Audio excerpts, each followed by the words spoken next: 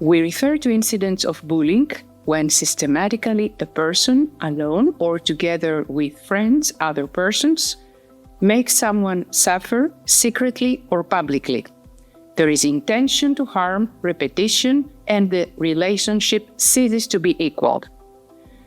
Which are the differences between teasing, mockery, and bullying? Because sometimes people tend to confuse them. We have teasing when everyone is having fun in the context of a friendly companionship and everybody can feel it. We have mockery when, on a surface level, everyone seems to be having a good time, but someone is getting hurt and usually doesn't show it. And we have bullying when someone gets hurt, he or she may express it or not, but the behavior doesn't stop. What about school bullying? We have to know that to some extent it is endemic in every school. It happens secretly. Some children are emotionally more vulnerable. We have to keep in mind that any child can be targeted. It is a myth that only children with some diversity can be targeted. It can happen everywhere, anytime, under certain circumstances. It is a complex phenomenon, and that is why it requires a specialized approach. How serious bullying can be depends on the intention to cause harm, how much it upsets the child, how serious the threats, the violence are, the frequency of the phenomenon, the duration of the phenomenon, how personal it is. For example, when the intention is to ridicule a family member of the child who is bullied, this is considered one of the most painful insults.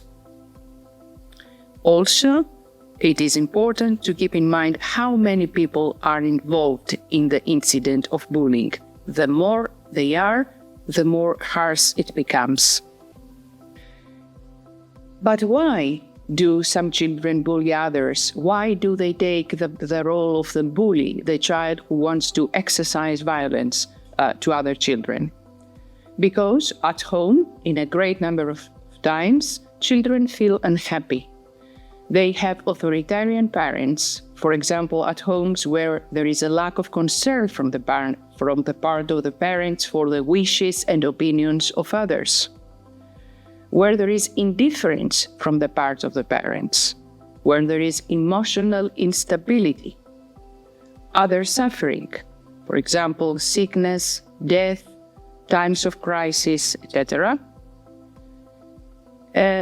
where when children want to feel part of the cool kids, in the sense that they can do anything, anytime, they are not afraid of anyone, because in this way they feel powerful.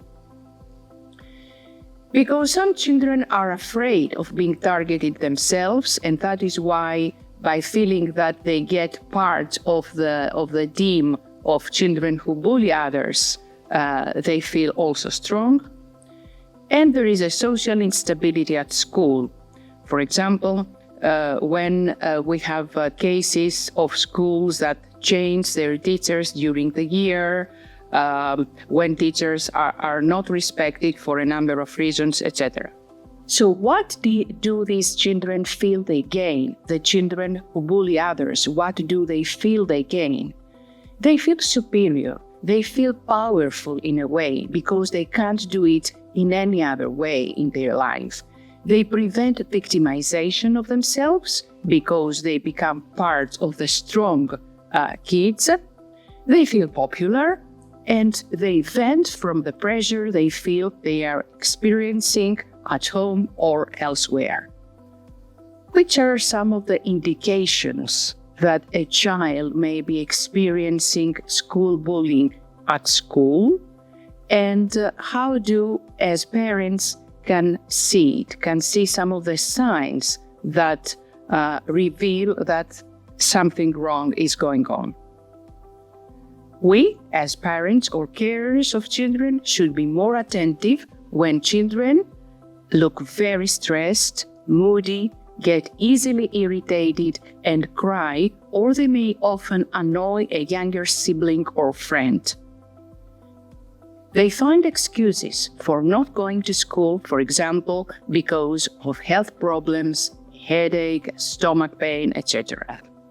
They seem upset after using the internet or their mobile phone. They show secretiveness and reluctance to talk about their online activities. They have serious marks on their body and they have unexplained abrasions. Their eating habits may easily change. They have worn-out clothes, broken items, and sometimes lose their money. Their sleep becomes restless very often. They may have even a regression in toilet training, and sometimes small children wet their bed. Why do, as parents, have to be supportive when we see that our child has one of these signs for a long time?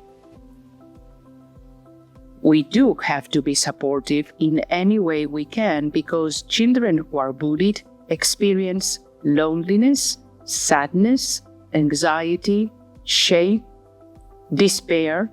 Many times they lose control of their lives, anger directed to themselves, to you, to other brothers, sisters, to other people, social isolation, refusal to go to school, low school performance, and psychosomatic problems.